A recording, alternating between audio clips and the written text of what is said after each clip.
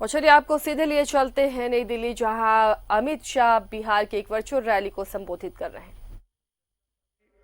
बहुत बहुत धन्यवाद करना चाहता हूं, क्योंकि यही बिहार की जनता है जिसने 2014 में भी मोदी जी के नेतृत्व में एनडीए को जनादेश लिया और 2019 में भी मोदी जी के नेतृत्व में एनडीए को जनादेश देकर दूसरी बार पूर्ण बहुमत की भारतीय जनता पार्टी की सरकार बनाई।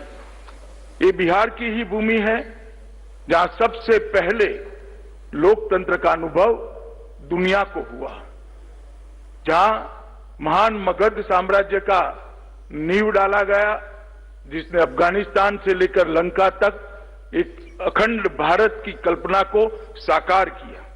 बुद्ध और महावीर की ये भूमि, चंद्रगुप्त और चाणक्य की भूमि, समुद्रगुप्त और कुमार देवी की ये भूमि ने हमेशा भारत का नेतृत्व किया है। और जब कभी भी भारत के मूल्यों के साथ खिलवाड़ हुआ, लोकतांत्रिक मूल्यों के साथ खिलवाड़ हुआ, बिहार की जनता से ही बिगुल बजा और फिर एक बार भारत विजय के रास्ते पर प्रशस्त हो गया। आजादी के लड़ाई में बिहार के नेता बाबू जगजीवन राम जी, राजेंद्र बाबू, जयप्रकाश नारायण, श्री बाबू, इस सब के योगदान को हम कैसे भुला सकते हैं। और आजादी के बाद भी जब कांग्रेस पार्टी की नेता श्रीमती इंदिरा गांधी ने आपातकाल डालकर लोकतंत्र का गला घोंटने का प्रयास किया, ये बिहार की जनता ने ही जेपी के नेतृत्व में आंदोलन कर फिर से एक बार लोकतंत्र को प्रस्थापित करने का काम किया था। आज मैं जॉर्ज साहब और राम मनोहर लोहिया जी को भी याद करूंगा, क्योंकि ये दोनों की कर्मभूमि भी बिहार रही है। ये बिहार की भूमि ने भ्रष्टाचार, परिवारवाद, वंशवाद के खिलाफ हमेशा लड़ाई लड़ी और सामाजिक न्याय के झंडे को हमेशा के लिए बुलंद किया। मित्रों, आज मैं जब आपके सामने ये वर्चुअल रैली के माध्यम से आपके सामने बात कर रहा हूं, कुछ लोगों ने अभी थाली बजाकर ये रैली का स्वागत किया है। मुझे अच्छा लगा कि देर सवेर मोदी जी की अपील को उन्होंने माना और कोरोना के खिलाफ थाली बजाकर जंग के अंदर वो जुड़ गए। कुछ लोगों ने इसको बिहार की चुनावी सभा कहकर कहा। मैं ये सभी वक्र दृष्टा लोगों को कहना चाहता हूं, इस रैली का चुनाव से कोई स्नान सूतक का संबंध नहीं है। ये भारतीय जनता पार्टी है जो लोकतंत्र में विश्वास रखती है, भारतीय जनता पार्टी है जो जनतंत्र में विश्वास रखती है, जनसंवाद में विश्वास रखती है, जनसंपर्क में विश्वास रखती है। अब जब कोरोना की महामारी के सामने हम सब लड़ रहे हैं, कैसा संपर्क हो सकता है? तो क्या सब अपने घर पे बैठे रहे? हम जनसंपर्क का हमारा संस्कार गंवा दे? हम जनसंपर्क के संस्कार को बचाए रखना चाहते हैं। मैं जगत प्रकाश नड्डा जी, भारतीय जनता पार्टी के राष्ट्रीय अध्यक्ष जी को बहुत बहुत बधाई देता हूं कि 75 वर्चुअल रैली के माध्यम से देश भर की जनता का हर मंडल तक संपर्क करने का उन्होंने जरिया प्रदान किया है। और ये रैली कोई चुनावी रैली नहीं है। ये रैली कोई राजनीतिक दल के गुणगान गाने की रैली नहीं है। ये वर्चुअल रैली है देश की करोड़ों की जनता को कोरोना का खिलाफ जंग के अंदर जोड़ने के लिए उनके हौसले बुलंद करने की रैली है। ये रैली है आत्मविश्वास से भरपूर, आत्मनिर्भर, जगमगाता भारत बनाने के नरेंद्र मोदी के आह्वान के साथ देश की जनता को जोड़ने की रैली है। जो वक्रदृष्टा लोग इसमें भी राजनीति देखना चाहते हैं, मैं उनको पूछना चाहता हूं, किसने रोका है भैया आपको? दिल्ली में बैठकर मौज करने की बजाय पटना से दरभंगा तक एक वर्चुअल रैली ही कर लेते? किसने रोका था? मगर मैं इन पर ज्यादा समय जाया करना नहीं चाहता।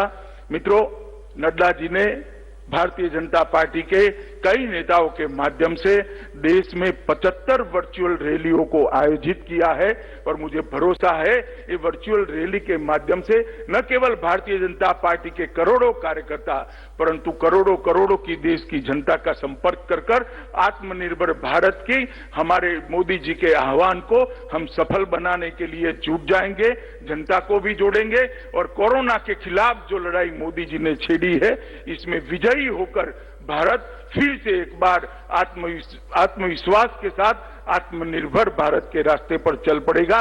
इसलिए मैं सभी कार्यकर्ता को कहता हूं कि कुछ वक्रदृष्टा लोग कुछ भी कहे, हमें हमारा रास्ता चलित करने की जरूरत नहीं है, हमें हमारे रास्ते पर चलते जाना है और हमारे लक्ष्य तक हमारा संघर्ष चालू रखना है। मित्रों, आज इस रैली के माध्यम से बिहार के लाखों कार्यकर्ता और जनता भारतीय जनता पार्टी के इस मंच के साथ जुड़ी है। मैं सभी को मनपूर्वक प्रणाम करना चाहता हूं क्योंकि जब कभी भी भारतीय जनता पार्टी के नेता नरेंद्र मोदी जी बिहार की जनता के सामने अपनी झोली लेकर वोट मांगने आए, मोदी जी की झोली को आपने वोटों से भरकर पूर्ण बहुमत दोनों बार दिलाया और वो पूर्ण बहुमत जो आपने दिया, जो विश्वास दिया, मोदी जी को जो साहस बंधाया, मोदी जी पर आशीर्वाद दिए, इसी का परिणाम है कि पूरा पूर्वी भारत, न केवल बिहार, पूरा पूर्वी भारत आज विकास के रास्ते पर चल पड़ा है। 2014 में मोदी जी ने कहा था कि भारत का विकास जो अब तक चला उसमें पश्चिमी भारत और पूर्वी भारत के विकास के अंदर बहुत बड़ा अंतर है। आजादी के समय जीडीपी के अंदर पूर्वी भारत का योगदान बहुत ज्यादा होता था, परंतु आजादी के बाद कुछ इस प्रकार से सरकारें चली जिसने पूर्वी भारत को पूर्णतया देखा नहीं, इसके विकास से अपना मुंह मोड़ लिया और परिणाम यह आया कि पूर्वी भारत पिछड़ता गया। मोदी जी ने ये 6 साल के अंदर करोड़ों गरीबों के जीवन में प्रकाश लाने का एक प्रयास किया है। इसका सबसे बड़ा फायदा अगर हुआ है तो मेरे पूर्वी भारत के लोगों को हुआ है, पूर्वांचल के लोगों को हुआ है, बिहार के लोगों को हुआ है, बंगाल, उड़ीसा और उत्तर पूर्व के लोगों को हुआ है।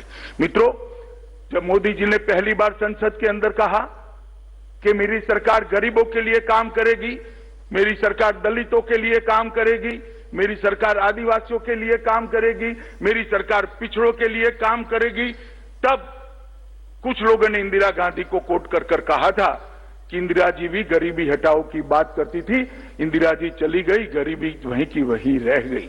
मगर उनको मालूम नहीं था ये भारतीय जनता पार्टी का नेता नरेंद्र मोदी के बोले हुए वचन है, वो जो बोलते हैं वो करते हैं। और आज देखते देखते आयुष्मान भारत के तहत देश के 50 करोड़ लोगों को 5 लाख तक की सारी स्वास्थ्य सुविधाएं फ्री ऑफ कॉस्ट देने का काम नरेंद्र मोदी जी ने कर 50 करोड़ लोगों के जीवन में एक उजास भरने का काम किया है, उजाला भरने का काम किया है। आज 50 करोड़ लोग, चाहे छोटा बच्चा बीमार पड़ जाए, बूढ़ी मां बीमार पड़ जाए, बूढ़े पिताजी बीमार पड़ जाए, उसको चिंता नहीं है कहीं से लोन लेंगे साहूकार के, वहां से कुछ पैसा जमीन गिरो कर ले आएंगे, अपना मकान गिरो कर ले आएंगे, वो जरूरत ही नहीं है।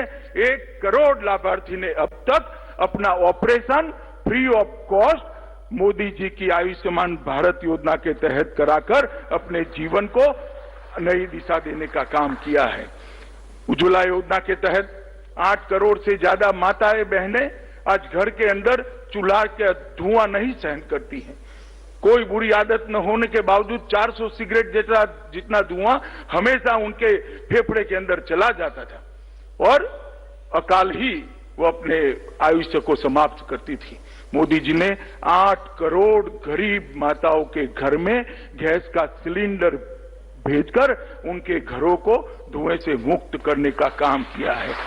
हमारे बिजली मंत्री यहां बैठे हैं, 2.5 करोड़ लोगों को 2.5 साल के अंदर सौभाग्य योजना के तहत बिजली पहुंचाने का काम किया। 60 साल की आजादी के बाद 20,000 गांव ऐसे थे जहां पर बिजली नहीं पहुंची थी और 2.5 करोड़ घर ऐसे थे जिनके घर में उजाला नहीं था, अंधेरा था, लालटेन जलानी पड़ती थी।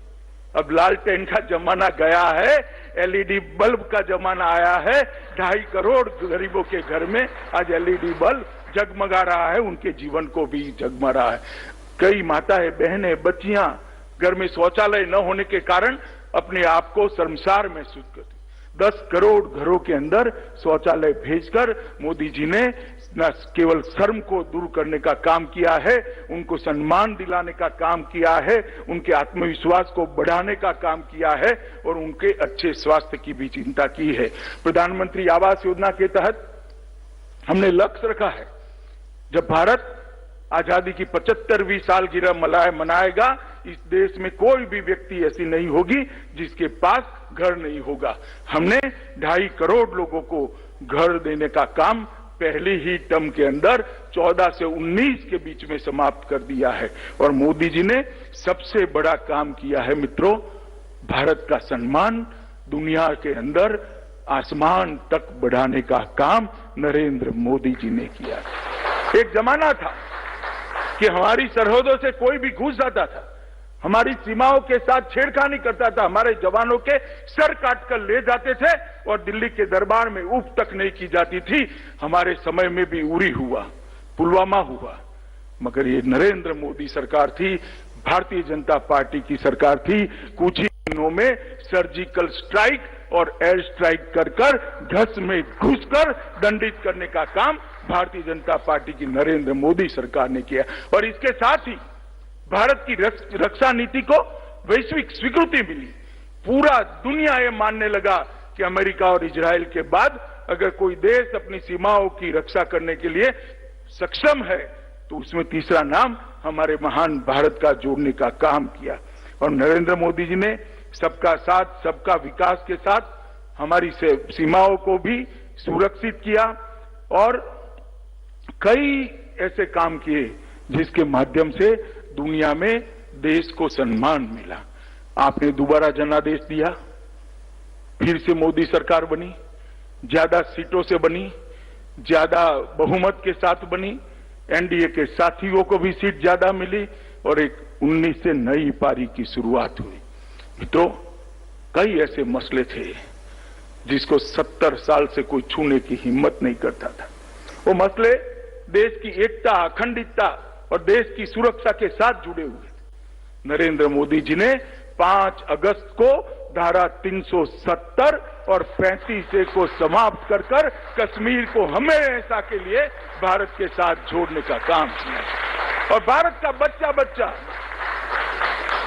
मित्रों, भारत का बच्चा बच्चा इस बात पर गर्व कर रहा है कि 3 पीढ़ियों से कहते थे जहां हुए बलिदान मुखर्जी वो कश्मीर हमारा है, वो महज नारा नहीं था, आज कश्मीर हमारा हो चुका है।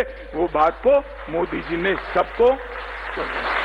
ट्रिपल तलाक एक ऐसा मसला था, करोड़ों मुस्लिम माताएं और बहनें अपने आप को अपमानित महसूस करती थी, उनको उनका अधिकार नहीं मिलता था। वोट बैंक की लालच के कारण कोई इसको ट्रिपल तलाक को हटाने की हिम्मत नहीं करता था। 19 की सरकार शुरू होते ही रविशंकर भाई यहां बैठे हैं, बिल लेकर आए और राज्यसभा लोकसभा में दोनों के अंदर मोदी जी ने ट्रिपल तलाक को तलाक देने का काम कर करोड़ों मुस्लिम महिलाओं को सम्मान के साथ जीने का काम दिया। राम जन्मभूमि, करोड़ों लोग न केवल भारत में, दुनिया भर में चाहते थे कि जहां पर प्रभु श्री राम का जन्म हुआ था वहीं पर एक भव्य राम मंदिर का निर्माण हो। 150 साल से मसला अदालतों के अंदर इधर उधर घूमता रहता था, क्योंकि सरकारों की मंशा ही नहीं थी कि ये मसला अपने अंजाम तक पहुंचे। नरेंद्र मोदी सरकार आई, सरकार ने सटीक पक्ष रखा, जजमेंट आ गया, श्री राम जन्मभूमि निर्माण का रास्ता प्रशस्त हुआ और मोदी जी ने पिछले ही सत्र के अंदर श्री राम जन्मभूमि के लिए एक ट्रस्ट बनाकर राम जन्मभूमि निर्माण का रास्ता प्रशस्त कर दिया। और मित्रों, सिटीजनशिप अमेंडमेंट बिल जब से विभाजन हुआ, कई लोग अपना सम्मान, अपना धर्म, अपना परिवार बचाने के लिए इस देश के अंदर शरण ली, मगर उनको कोई पूछता नहीं था। वादा था उस वक्त हमारा कि आपको सम्मान मिलेगा, आपको नागरिकता मिलेगी, समान व्यवहार मिलेगा, हम आपको अपना मानेंगे। मगर वो लोगों के साथ वहां तो अन्याय हुआ ही हुआ, इसके साथ साथ यहां पर भी अन्याय हुआ। और सिटीजनशिप अमेंडमेंट एक्ट लेकर आए मोदी जी और देश के अंदर करोड़ों जो हमारे शरणार्थी भाई थे उनको नागरिकता देकर उनके सम्मान की चिंता करने का काम भारतीय जनता पार्टी की सरकार ने किया। और फिर एक बार हम गरीब कल्याण के रास्ते पर चले।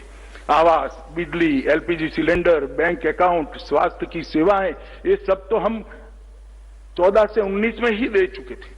इस बार सरकार की रचना होने के साथ ही मोदी जी ने फिर से एक बार जल शक्ति मंत्रालय की रचना कर जल जीवन मिशन शुरू कर 25 करोड़ लोगों के घर के अंदर पाइप से शुद्ध पीने का पानी पहुंचाने का संकल्प लेकर उनको शुद्ध पीने का पानी पिलाने का एक बहुत बड़ी योजना लेकर आए, जिस पर करोड़ों रुपए का खर्च होने वाला है। मित्रों, पानी जीवन के लिए बहुत महत्वपूर्ण है। हमारे शरीर का 2/3 हिस्सा पानी है। अगर पानी ही दूषित है, पानी ही फ्लोराइड युक्त है, तो शरीर स्वस्थ नहीं रह सकता। जो मेट्रो शहरों में रहते हैं और बोतल का पानी पीते हैं, शुद्ध पानी पीते हैं, इनको ये पीड़ा की मालूमात नहीं पड़ेगी।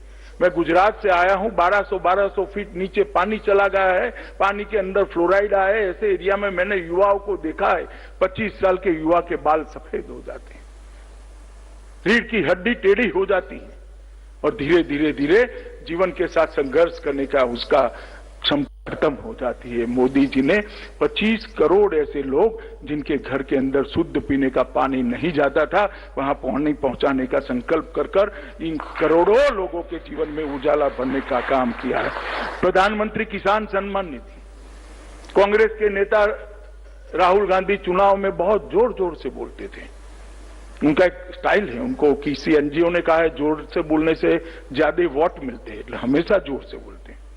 और कहते थे किसानों का कर्ज माफ करो, कर्ज माफ करो। मैं उस वक्त भी उनको कहता था कि भाई कितना कर्ज माफ किया आपने, कितना कर्ज माफ किया? तो 10 साल उनकी सरकार रही, 3 करोड़ किसानों के उन्होंने 60,000 करोड़ रुपया कर्ज माफ किया है। दावा है, कितना हुआ मेरे पास हिसाब किताब नहीं है, मैं इसमें जाना, उनको सच मान लेते हैं कि 3.5 करोड़ लोगों का 60,000 करोड़ रुपए का कर्ज माफ हुआ। मोदी जी ने किसान सम्मान निधि के माध्यम से 9.5 करोड़ किसानों को 72,000 करोड़ रुपया सीधा इसके बैंक अकाउंट में डाला और अब ये हमेशा के लिए जाने। आपने 10 साल के अंदर 3.5 करोड़ किसानों के लगभग 60,000 करोड़ रुपया दिया। हम हर साल 9.5 करोड़ किसानों को 6,000 रुपया देने वाले हैं। मित्रों, किसान, मजदूर, छोटे दुकानदार, असंगठित क्षेत्र के मजदूर, इनके लिए पेंशन की योजना शुरू की। छोटे व्यापारियों के लिए व्यापारी बोर्ड का गठन किया। CDS, chief of defence staff, इसकी चर्चा तो बहुत होती थी, किसी में हिम्मत नहीं थी इसको करने की। सभी सेनाओं को, तीनों हमारे विंग को विश्वास में लेते हुए सीडीएस की रचना की और आज सीडीएस काम कर रहे हैं। 1 रैंक 1 पेंशन का वादा भी पहली ही टर्म में हमने समाप्त कर दिया था और लगभग 400 नए एकलव्य आवासीय विद्यालय आदिवासी बच्चों के लिए बनाने का संकल्प नरेंद्र मोदी जी ने दिया। मित्रों, एक बात बहुत सुर्खियों में नहीं आई है। कांग्रेस सरकार आरसेप की चर्चा चालू कर गई थी। आरसेप क्या व्यापार करार होता तो आज हमारा छोटा व्यापारी, छोटा उद्यमी, एमएसएमई, किसान, मछली पकड़ने वाला मछुआरा, ये सब तबाह होने वाले थे। नरेंद्र मोदी जी ने दृढ़ता के साथ निर्णय किया, जो मेरे छोटे किसान के हित का नहीं, जो मेरे छोटे व्यापारी के हित का नहीं, जो मेरे छोटे उद्यमी के हित का नहीं है, जो मेरे मछुआरे के हित का नहीं है, इसके साथ भारत कभी जा नहीं सकता। और हमने आरसेप से अपने आप को अलग कर भारत के सम्मान को फिर से एक बार दुनिया के पटल पर रखने का काम किया और आरसेप समझौते से बाहर निकले। मित्रों, अभी ढेर सारा विपक्ष कोरोना के काल के अंदर, अभी मैंने टीवी पर देखा, थाली बजा रहे थे मोदी जी की अपील पर।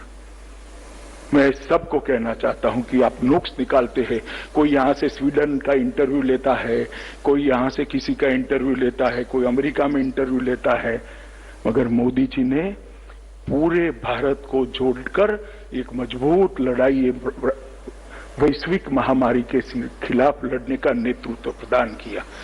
मित्रों, मैंने लाल बहादुर शास्त्री जी के बाद कोई भी ऐसा नेता नहीं देखा है जिसकी अपील पर पूरा देश एकजुट होकर आ जाए। जनता कर्फ्यू भारत के लोकतांत्रिक इतिहास के अंदर स्वर्णिम अक्षरों में लिखा जाएगा कि देश के एक नेता की अपील पर कोई पुलिस बल का उपयोग किए बगैर पूरे देश ने घर के अंदर रहकर अपने नेता की अपील का सम्मान किया। चाहे उन्होंने थाली और घंटी बजाने का कहा, चाहे दिया जलाने का कहा, चाहे सेना के जवानों ने आकाश के अंदर उड़कर सभी कोरोना वॉरियर का सम्मान करने के लिए आसमान से पुष्प बरसाने की बात करी। ये सब कर मोदी जी ने, कुछ लोगों ने इसको राजनीतिक प्रोपोगंडा कहा, मगर जो कह रहे हैं वो वक्रदृष्टाओं को मालूम नहीं है कि राजनीतिक प्रोपोगंडा नहीं है, इस देश को एक बनाने की मुहिम है।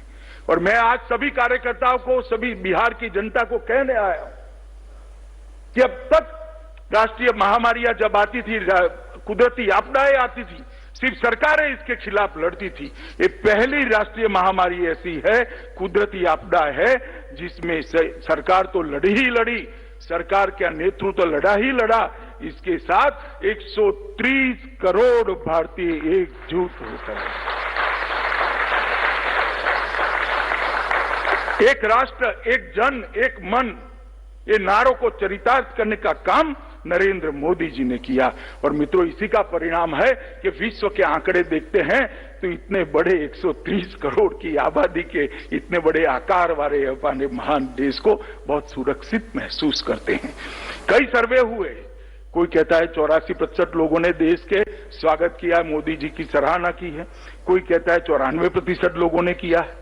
परंतु एक बात निर्विवाद है कि देश की 130 करोड़ की जनता मोदी जी के साथ एक कोरोना की लड़ाई में चट्टान की तरह साथ में, और इसी का परिणाम है मोदी जी का जो जनता को जोड़ने का कौशल है, जो उनकी विधा है, उसी का परिणाम है कि 130 करोड़ लोग एक साथ आज ये लड़ाई को सफलता के साथ लड़ रहे हैं। मित्रों, मैं बिहार के कार्यकर्ताओं के सामने हूं, बिहार की जनता के सामने हूं। मुझे मालूम है कि बहुत सारे लोगों ने बिहार के जनता को गुमराह करने के लिए बहुत सारा किया है, परंतु मैं इतना ही कहना चाहता हूं कि बिहार अपने आप को इस सब बातों से अलग रखे। बिहार की जनता और विशेषकर प्रवासी मजदूर अपने आप को इन बातों से अलग रखें। पूरा देश आपका सम्मान करता है।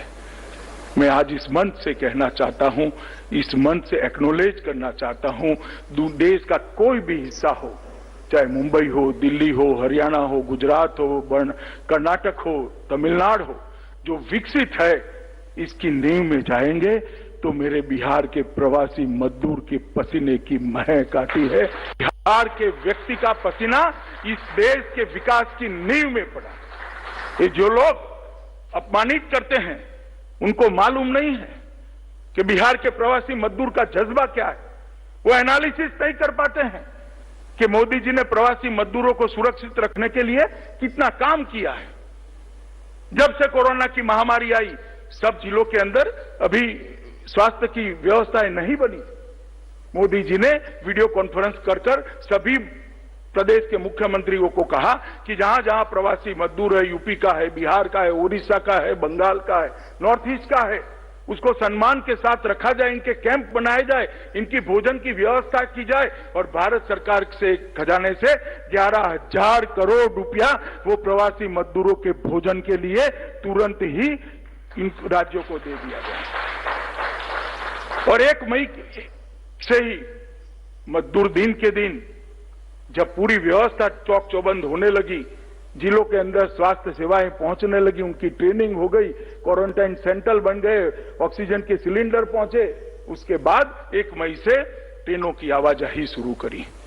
और उसको श्रमिक ट्रेन प्रवासी मजदूरों के, प्रवासी श्रमिकों के सम्मान में उसको श्रमिक ट्रेन नाम दिया गया। और मित्रों, मुझे कहते हुए आज हर्ष है कि लगभग 1.25 करोड़ लोगों को सुरक्षित रूप से वहां पहुंचाने का काम भारतीय जनता पार्टी की नरेंद्र मोदी सरकार ने किया है। तकलीफ पड़ी है, कई ऐसे दृश्य भी आए जो मन को विह्वल कर देते थे।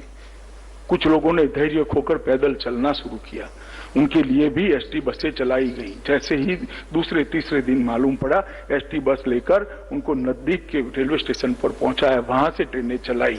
रेलवे के अंदर 85% खर्चा भारत सरकार ने उठाया, 15% खर्चा राज्य सरकारों ने उठाया।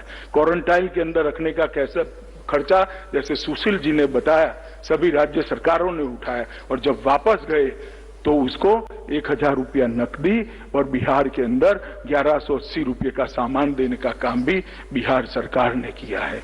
उनका स्वास्थ्य परीक्षण किया गया और आज वो सभी अपने अपने घर में सुरक्षित पहुंचे हैं। मुझे कोई आपत्ति नहीं है इसमें भी, अगर विपक्ष को राजनीति करनी है तो। मगर मैं उनको इतना ही पूछना चाहता हूं, भला आपने क्या किया? अभी अभी मैं देखता था बिहार के एक नेता बयान दे रहे थे, भैया आप कहां थे, दिल्ली में थे या बिहार में थे? इतना तो तनिक बिहार की जनता को बता दो, आप थे कहां, आपने क्या किया? हमने प्रयास किया है और ये कोई छोटा मोटा काम नहीं था। 1.25 करोड़ लोगों को देश के एक कोने से दूसरे कोने तक पहुंचाना, हजारों ट्रेनें चलाई गई, ट्रेन के अंदर भोजन दिया गया, स्वास्थ्य की चिंता की गई, उनको पानी दिया गया, उनको क्वारंटाइन सेंटर के अंदर स्वास्थ्य परीक्षण किया गया, इनके क्वारंटाइन सेंटर के अंदर भोजन की व्यवस्था कर दी गई और बसों के माध्यम से घर तक पहुंचाने की व्यवस्था कर दी गई। तो बहुत बड़ा प्रयास था और मैं मानता हूं और आज इस मंच से देश के प्रधानमंत्री को अभिनंदन देना चाहता हूं कि संवेदना के साथ ये काम उन्होंने बहुत अच्छे तरीके से किया है। मित्रों, गरीब लोगों के लिए 1 करोड़ 70 लाख रुपए का एक बहुत बड़ा पैकेज लगभग मोदी जी सिर्फ गरीबों के लिए लेकर आए और 20 लाख करोड़ रुपए का पैकेज, बृहद पैकेज भी लेकर आए जो हमारे जीडीपी का 10% हिस्सा है। मैं किसान सम्मान निधि दिया, बिहार में 59 लाख लोगों को 1180 करोड़ रुपया केंद्र सरकार से सीधा किसान के खाते में गया। जनधन खातों में 20 करोड़ जनधन खाते हैं देश में, बिहार के अंदर 2.38 करोड़ है। 2.38 करोड़ जनधन खातों में सिर्फ बिहार के अंदर 3545 करोड़ रुपया भारतीय जनता पार्टी की नरेंद्र मोदी सरकार ने भेजा। सामाजिक सुरक्षा का पेंशन एक्स्ट्रा दिया गया, लगभग 36 लाख लोग हैं और 36 लाख लोग बिहार के जो है इनको 364 करोड़ दिया गया। उज्ज्वला योजना के तहत 3 गैस के सिलेंडर दिए गए। बिहार में 84.4 लाख लोगों के पास उज्ज्वला गैस का सिलेंडर है। लगभग 630 करोड़ रुपया के उज्ज्वला गैस के सिलेंडर दे दी। कुल बिहार के अंदर ही, मैं सिर्फ बिहार का आंकड़ा कहता हूं कि आज बिहार की जनता से बात कर रहा हूं, 4 करोड़ लोगों में 5720 करोड़ रुपया सीधा बैंक अकाउंट में पहुंचाने का काम ये भारतीय जनता पार्टी नरेंद्र मोदी। मैं पूछना चाहता हूं वक्रदृष्टा विपक्ष को, आपने क्या किया है? आपके समय में भी आपदाएं आई। एक व्यक्ति बताए जब बिहार के अंदर 5700 करोड़ रुपया सीधा बैंक के अकाउंट में पहुंचा है। पीडीएस के माध्यम से देश के 80 करोड़ से ज्यादा लोगों को खाद्यान्न पहुंचा है। बिहार के अंदर लगभग 6000 करोड़ रुपए का अनाज भेजा गया। कुल बिहार के अंदर 6000 करोड़ रुपए का अनाज और 5720 करोड़ रुपए अकाउंट में भेजकर 11744 करोड़ रुपया वहां पहुंचने का काम भारतीय जनता पार्टी की नरेंद्र मोदी सरकार ने किया है। और अब नरेंद्र भाई ने अभी अभी गत कैबिनेट के अंदर निर्णय दिया कि एक देश एक राशन कार्ड। बिहार, उत्तर प्रदेश, उड़ीसा के मजदूर देश के कई हिस्सों में काम करते, राशन कार्ड घर पे होता है, उनको सस्ता अनाज नहीं मिलता है क्योंकि घर पे भी चाहिए। बूढ़ी माँ वहां है, बूढ़ा बाप वहां है, बच्चे वहां है, पत्नी वहां है, उसको भी चाहिए मगर उसको नहीं मिलता। वो अपना पेट काटकर महंगा अनाज लेकर खाता है। अब हमने कर दिया कि एक देश एक राशन कार्ड में बिहार में भी परिवार राशन उठा पाएगा और वो सूरत में रहकर, मुंबई में रहकर भी अपने हिस्से का राशन ले पाएगा। दोनों जगह मोदी जी का प्रोत्साहन। ये डिजिटल इंडिया की जो कल्पना की है वो इसी का नतीजा है। और मैं आज पूछना चाहता हूं कि उत्तर प्रदेश और बिहार की सरकारों ने प्रवासी मजदूरों के लिए इतना किया है, कांग्रेस जरा बता दे कि उनके लोगों ने क्या किया है। मित्रों, कोरोना के खिलाफ हम लड़ाई लड़े, लोगों को जोड़ा, उनको सावध किया, स्वास्थ्य की सुविधाएं भी बढ़ाई और मोदी जी ने जनता का हौसला भी बढ़ाया। इसके साथ साथ हमने व्यवस्थाएं भी करी है। पक्षापक्षी से दूर रहकर किसी भी पार्टी की सरकार हो, मोदी जी ने 5 बार जनसंवाद किया है, मुख्यमंत्रियों के साथ चर्चा की है, इनके सुझाव लिए हैं और एक सुग्रथित नीति बनाकर समय समय पर नीतियों में परिवर्तन करते हुए आज ये पूरी लड़ाई इस मुकाम पर हम लेकर आए हैं। ये नेतृत्व की दूरदर्शिता का परिणाम है, ये नेतृत्व की सफलता का द्योतक है और ये नेतृत्व के प्रति देश की जनता की विश्वास का द्योतक है। मित्रों, मैं बिहार सरकार के मुख्यमंत्री श्रीमान नीतीश कुमार और हमारी पार्टी के उप मुख्यमंत्री, हमारे नेता श्री सुशील मोदी को भी हृदय से बधाई देना चाहता हूं। हृदय से बधाई देना चाहता हूं।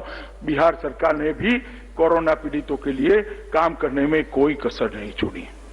मित्रों, लगभग लाभार्थी 21 लाख लाभार्थी के खाते में 210 करोड़ रुपया भेजा, राशन कार्ड धारकों के खाते में 1141 करोड़ भेजा, सामाजिक सुरक्षा पेंशनर के खाते में 1070 करोड़ भेजा, राज्य के बाहर से फंसे निवासी के खाते में 203 करोड़ भेजा, छात्र कक्षा 1 से 8 के छात्रों के खाते में 3261 करोड़ रुपया भेजा, क्षतिपूर्ति किसानों के खाते में 417 करोड़ रुपया भेजा, फसल सहायता के मद में 270 करोड़ रुपया भेजा, मध्याह्न भोजन की राशि लॉकडाउन के दौरान 378 करोड़ ज्यादा आवंटित की, प्रखंड स्तरीय क्वारंटाइन सेंटर की संचालन में 777 करोड़ रुपया भेजा, कोरोना की जांच और साधनों की उपलब्धि में 703 करोड़ खर्च किया और पंचायत स्तर पर 160 करोड़ के मास्क, साबुन और सैनिटाइजर का वितरण किया। कुल मिलाकर बिहार जैसे राज्य जिसके पास बहुत बड़ी लिबर्टी नहीं है, उसने भी खजाना खोलकर मन खोलकर 8,538 करोड़ रुपया कोरोना की लड़ाई के अंदर लोगों को सीधा पहुंचाने का काम किया है। मैं इसलिए बताता हूं कि नीतीश जी और सुशील जी दोनों प्रसिद्धि करने में थोड़े कच्चे हैं। वो रोड पर खड़े रहकर विरोध में थाली नहीं बजाते हैं, वो चुपचाप सहायता के लिए काम करने वाले लोग हैं और बहुत अच्छी तरीके से नीतीश कुमार जी के नेतृत्व में, सुशील मोदी के नेतृत्व में बिहार सरकार ने लड़ाई को लड़ी है। मैं बहुत बहुत साधुवाद भारतीय जनता पार्टी के कार्यकर्ता के नाते और देश के गृह मंत्री के नाते भी उनको देना चाहता हूं। मित्रों, मोदी जी ने 6 साल के अंदर बिहार के लिए ढेर सारा काम किया है।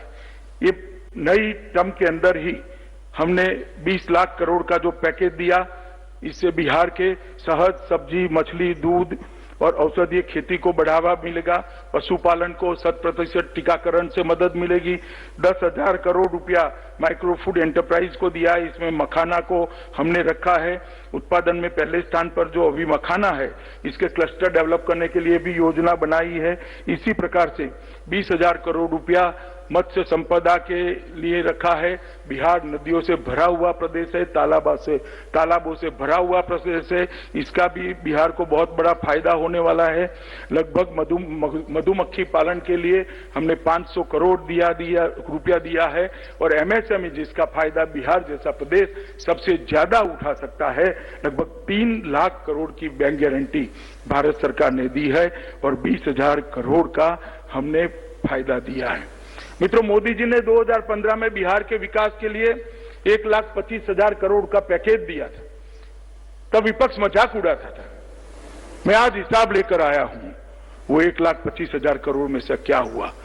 महामार्ग निर्माण के 54,000 करोड़, ग्रामीण सड़क के 14,000 करोड़, रेलवे के 9,000 करोड़, हवाई अड्डों के सुधार के लिए 2,700 करोड़, पर्यटन के लिए 600 करोड़, कौशल विकास के लिए 1525 करोड़, पेट्रोलियम और गैस के लिए 21,000 करोड़, बिजली के लिए 16,000 करोड़, शिक्षा के लिए 1,000 करोड़ और स्वास्थ्य के लिए 600 करोड़, डिजिटल बिहार के लिए और 450 करोड़ का खर्च हम समाप्त कर चुके हैं और काम जमीन पर दिख रहा है। यही बताता है कि जो मोदी जी कहते हैं वो करते हैं और मोदी जी ने जो कहा था सबका साथ, सबका विकास और सबका विश्वास, इस सूत्र को इस 1.25 लाख करोड़ के पैकेज से चरितार्थ करने का काम किया।